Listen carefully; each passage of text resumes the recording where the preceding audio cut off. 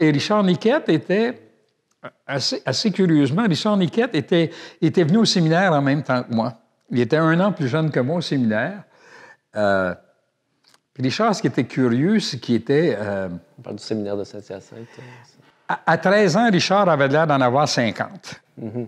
Il avait des bretelles, il avait le dos rond, il se promenait comme un petit vieux. Et c'était particulier, il était comme connu pour ça, tu sais, au séminaire. C'était le jeune vieillard, tu sais. Puis je ne l'ai pas revu, puis tout à coup, quand je reviens du Japon, je le vois à la télévision, il est devenu une grosse vedette, s'est fait friser les cheveux, puis grosse moustache. Qu'est-ce que c'est ça, Niquette, qui est rendu... Alors, j'avais trouvé ça drôle, puis je l'ai contacté, je ne sais pas comment, puis il était venu à notre maison à Saint-Charles. Et tout à coup... tu sais, moi, je l'ai reconnu, j'étais le sportif au séminaire. Tu sais, j'étais le gars qui, parmi les intellectuels, j'étais le gars qui jouait au basket. J'étais plus petit que tout le monde, mais je jouais au basket plutôt férocement et avec assez de succès. Fait que j'étais reconnu comme étant le jock. Tu sais, j'étais vraiment le... Fait que là, je parle à Richard, je dis, écoute, je veux faire ce film-là, j'explique tout ça, puis tout, puis ça fait 2 heures que je suis chez nous, puis il me regarde, puis il me dit... tu sais, je suis gay. Mais là, je dis, quoi? Il dit, je suis gay. Mais là, je dis, oui, mais ça vient faire dans notre histoire. Il dit, ça te dérange pas? Je dis, comment ça me dérange pas? Bien sûr que ça me dérange pas.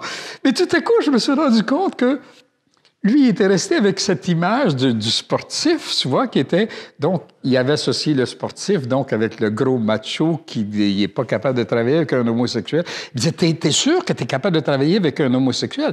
Je disais, Richard, je travaille tout le temps avec les... Ça me dérange pas. Veux-tu coucher avec moi? Je dis, moi, ça me dérange pas. Tu sais, c'est quoi cette histoire? Et je me suis rendu compte, tout à coup, c'est fascinant de voir comment les gens... ont des préjugés ou se construisent des images dans leur tête qui n'ont rien à voir avec les réalités, tu vois. On dirait que c'est une ligne même qui traverse l'ensemble de ton cinéma, la différence entre les idées reçues qu'on peut avoir sur certaines personnes et leur réalité intérieure, etc. Ça avait été un choc, mais en même temps, ça avait été une période vraiment tellement agréable avec les 3... C'était imaginé comme ça. Puis moi, je voulais pas que Richard soit mon personnage à moi. Là. C'est mon amitié avec mon chum, mais j'aimais donc l'idée que Richard soit aux antipodes de qui moi j'étais. Tu vois, et là, on a créé ce triangle-là qui était une complicité, le jeu des comédiens. Puis comme Luc était non professionnel...